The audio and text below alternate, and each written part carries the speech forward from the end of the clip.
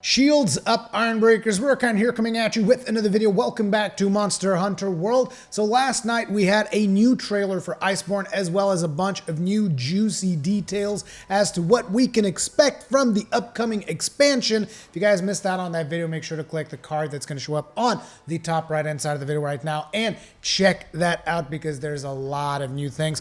And in case you guys haven't been playing Monster Hunter World, or if you haven't even touched Monster Hunter World and you are wondering, hey, is this a good time to start?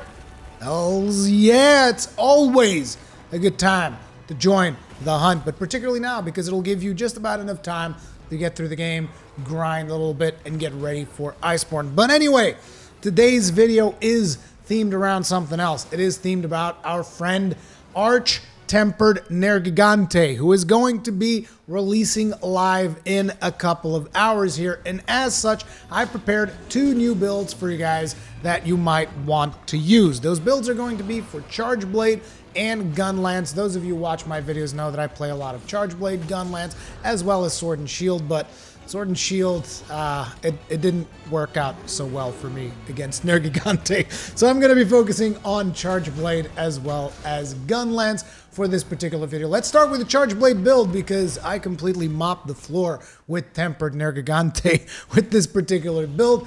We're going to be using Devastation's Thorns. You guys might be familiar with me using this weapon a lot on Elder Dragons as opposed to using the Diablo's Charge Blade. I know that a lot of people prefer using the Diablo's Charge Blade. Look, if you want to use the Diablo's Charge Blade, go right ahead. I'm not going to judge you for it. The reason I use Devastation's Thorns instead is because it's got neutral affinity. It makes it easier to crit. It also has a Dragon Element, which causes sometimes a couple of minor flinches in Elder Dragons when you get that Dragon Seal proc. So it is useful to give you a couple of openings here and there, and that is the reasoning why I like to use that weapon. It's also got a ton of attack power, and it's a really good all-around weapon in my opinion. But you know, if you want to go beast damage or whatever, feel free to take Diablo's Charge Blade as well. This particular set should work okay. It's not going to work as well because you're not going to get as many crits because the affinity is going to be considerably lower. In terms of augmentations, we're going to be using health regen, obviously, because we're going to want to heal as much as we possibly can against this beast because he is going to try and gnaw our faces in. So, you know, this is what it is. Anyway, then we go down to Empress Crown Beta for that evade extender, and we're going to socket it with Tenderizer Jewel 2, Jumping Jewel 2. Moving right along, we got Kolv Tarot's Ire Beta. We're going to socket it with Magazine Jewel 2 and Steadfast Jewel 1. The reason for Kolv Tarot's Ire Beta is because it's got really good defensive stats and at the same time brings in 2 stun resistance and it's got decent sockets as well. So I just like having that one in there, and the reason why I'm going for stun resistance is because I am predicting that the Tempered Nergigante is going to be considerably faster than regular Nergigante, and if he starts spamming those little swipes that he does at you, I'm not sure if you guys know those little swipes that he likes to do that don't deal that much damage, but they kind of catch you off guard. They just tackle you every now and then. Those are probably going to stun you pretty fast, I think, with the Arch-Tempered version. So therefore, I'm just playing it, you know, safe, gonna go with the stun resistance. Then we got Kushala Grip Gamma naturally for that focus, as well as all damn tier 1 decoration slots. And we're gonna put in 3 artillery jewels in there. I realize not everybody's got 3 artillery jewels. If you don't have 3 artillery jewels, then you're probably going to have to sacrifice the evade extender. You're going to exchange the Empress Crown Beta with Basil Helm. I think it's Beta as well. And then you want to trade the charm instead of earplugs, put in the artillery charm so that you get 3 artillery, because 3 artillery is naturally going to be particularly important if you are using this build as it is a charge blade. Anyways, moving right along, Basil Coil Beta, get more earplugs. Yes, I know, everybody's going to be like, oh, Rurikhan, you and your earplugs. Yeah, just wait until Tempered Nergigante roars you into oblivion and you're getting staggered every other 5 seconds, okay? That's what I think about that. If you don't like earplugs, don't freaking use them. This is what I'm going to do.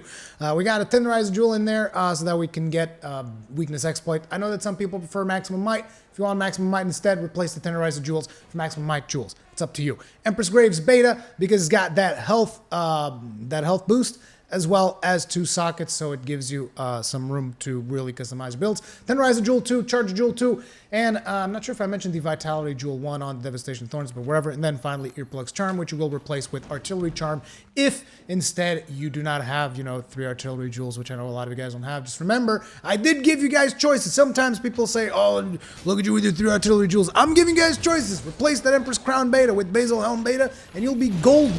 Okay, and then put the Artillery Charm instead, and it's easy. Anyway, moving right along, here's what your build's gonna look at like by the time it's finished. Earplugs level 5, because naturally he's gonna roar a lot. All Arch-Tempered Elder Dragons roar a lot. Stun resistance level 3 in case you get hit a lot, so that you don't get carded because you're stunned. Health boost level 3, I mean self-explanatory. You're gonna want to be able to take a lot of damage because he's gonna be tough. Weakness exploit level 3, if you don't like it, takes maximum might instead. It's up to you. I like weakness exploit. Focus level 3, charge blade, focus, pretty much a no-brainer. I love it. Artillery level 3, must have for impact file charge blade. Evade extender level 3.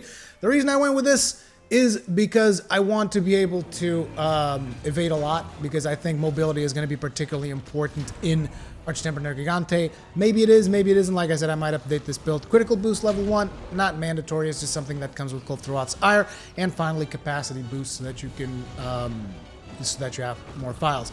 You'll also have stamina cap up on Lunastra's armor, which, it's just a nice little bonus because we're using 2 pieces of Emperor's set. But overall, this is all about just charging up your charge blade and unloading on him with super amped elemental discharge as often as you can. As you guys can see from the footage that you are watching right now, no doubt, we pretty much mopped the floor with Tempered Nergigante. Naturally, Arch-Tempered Nergigante isn't going to be quite as much of a pushover, but, at least give it a shot. Let's see if this works out or not. This is probably the build that I'm going to be rocking. If, however, you would rather go the route of the gun blade, we're naturally going to be using our good old trademarked, I mean, it's not really trademarked, but I really should because it would be awesome if I could. But I'm going to be using the trademark Facebuster build with a little bit of a change. As you guys know, the latest Facebuster build that I did with the Kjar Buster Bomber actually featured Part Breaker, which I know is not particularly something that a lot of people care for. But either way, this time around we're going to be swapping it for Footing Jewels, which is going to give us even more defensive capabilities. The whole point of this particular build is to be able to survive and inflict constant damage on your enemy. So it's all about consistency. It is a very good build, very defensive build. You can actually eat 4 defense if you go with this build, and you will be fine because nothing really affects the damage on your weapon beyond artillery. So anyway, let's have a look at what we got going here. We're going to be starting with the Kjar Buster Bomber. If you don't have it, just take whatever you have that has White Shelling level 4. If you do not have a gun lance with White Shelling level 4, then get the sharpest gun lance that you can get with White Shelling level 3. I believe that's probably going to be in the Lunastra wheelhouse. That is at least what I would do. But if you do have the Kjar Buster Bomber, I would advise you go with that, or Tear Off Buster Bomber, whatever you pick. We're going to be augmenting it with health regen. It's also got critical status, but basically the whole point of this weapon is that White Shelling level 4. That is what you're here for, is the consistency of that. We're going to be socketing it with a Vitality Jewel level 1. Then we got Empress Crown Alpha, Footing Jewel, as well as Artillery Jewel level 1. We're going to want at least a little bit of evade on. As a matter of fact, we're going to max out evade on this build, so that we have a lot of mobility. As you guys know, the gun lance is not the most mobile of weapons. Then we got Empress Male Gamma, and we're going to socket it with earplugs because we want to get them max earplugs as well. Then we got Zora Claws Gamma. We're going to get some more earplugs on there, and we're going to be putting Footing Jewel level 2, Artillery Jewel level 1, Empress Coil Alpha with your 2 specialists as well as a blast attack. This is so that you can cycle through your tools as often as you possibly can, so that you can get more uptime on that temporal mantle or whatever other mantles that you choose to take with you. I believe that with this build I'm taking temporal mantle and the health booster, but it's up to you, whatever you guys want to take.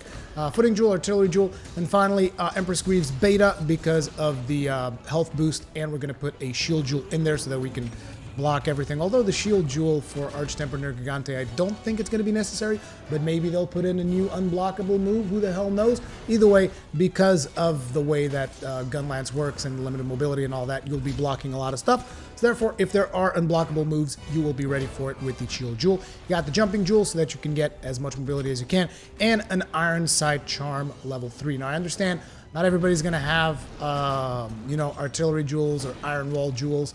You're going to have to make do with what you got, dude. If you don't have, my personal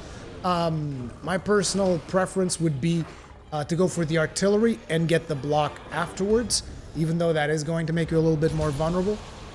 So it's like if you have iron wall jewels instead of artillery jewels, then get the artillery charm and replace the artillery jewels in here with iron wall jewels. However, if that is not the case, just try to mix and match to the best of your ability. I would advise you to try to get at least level 3 block and naturally maximum level artillery, but definitely get that artillery, because without 3 points in artillery, your damage is not going to be particularly good. Anyway, if you look at the final build, you got earplugs level 5, tool specialist level 3. This is so that you can use your mantles more often. Tremor resistance level 3 so that you can avoid getting affected by tremors. Health boost level 3, artillery level 3, evade extender level 3 for that mobility. Guard level 3 so that you can actually block. Blast attack level 1 is just the side effect of one of the gear pieces. Even though blast attack is useful for a couple of pokes that you will do, but it's up to you. Guard up level 1 and critical status level 1, which comes with the weapon. You're also going to be getting stamina cap up as well as Mind's Eye Ballistics. While Mind's Eye Ballistics is not super important, it will allow you to never really bounce on your repositioning pokes. So, you know, you can get a little bit of blast damage in there if you really want to. But that is that. As you guys know, with this build, pretty much it's all shoot, shoot, reload, shoot, shoot, reload, shoot, shoot, reload. And I understand some people like to have the magazine jewel in there. Personally, I prefer shoot, shoot, reload. I like it better than going shoot, shoot, poke, reload, shoot.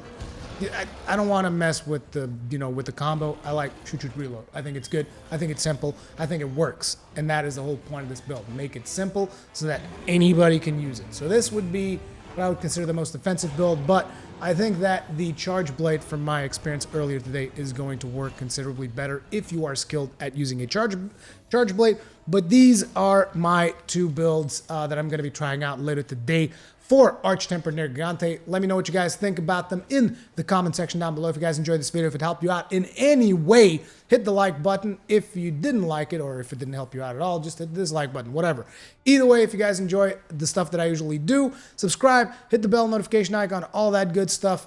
Comments and feedback in the comment section down below. Thank you all very much for watching. Stay strong, and may your shields never break.